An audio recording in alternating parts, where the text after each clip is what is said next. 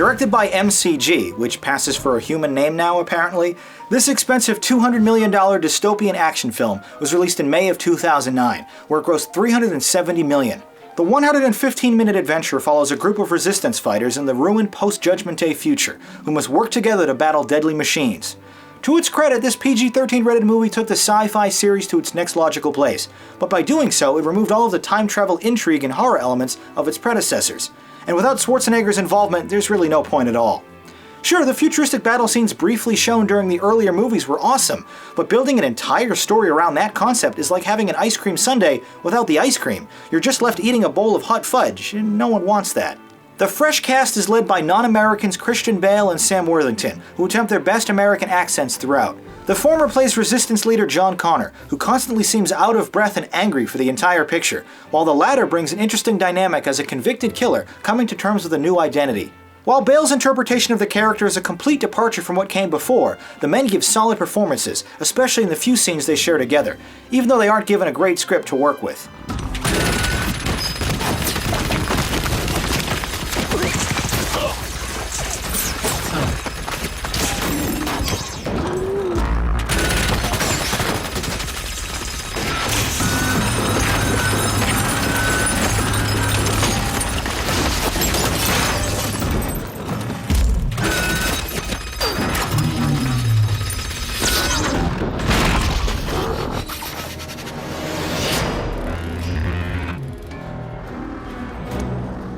Come with me if you want to live.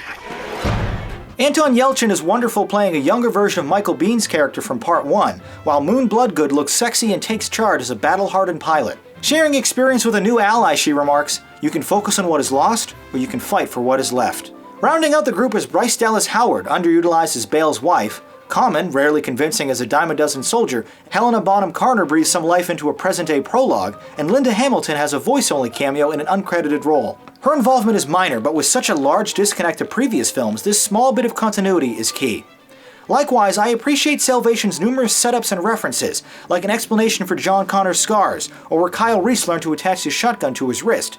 But this attention to detail sometimes blatantly contradicts established canon, like one pivotal piece of exposition, where a hard-nosed general played by Michael Ironside explains that Skynet, like all machines, has an off switch.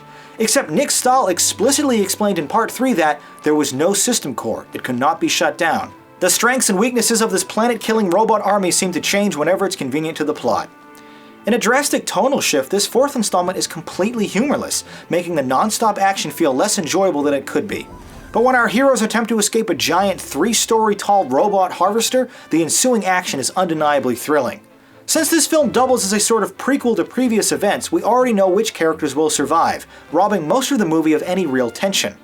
Meanwhile, the entire experience is filmed with a very muted color palette. Everything is a boring shade of brown or gray. This visual decision was a terrible mistake that makes the whole movie look so bland and uninteresting. By comparison, here's what it might look like if it were properly saturated.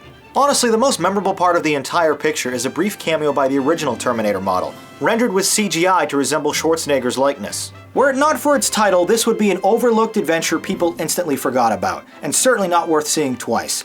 Terminator Salvation delivers fleeting enjoyment that's disconnected from the franchise. Now let's check out some of your thoughts.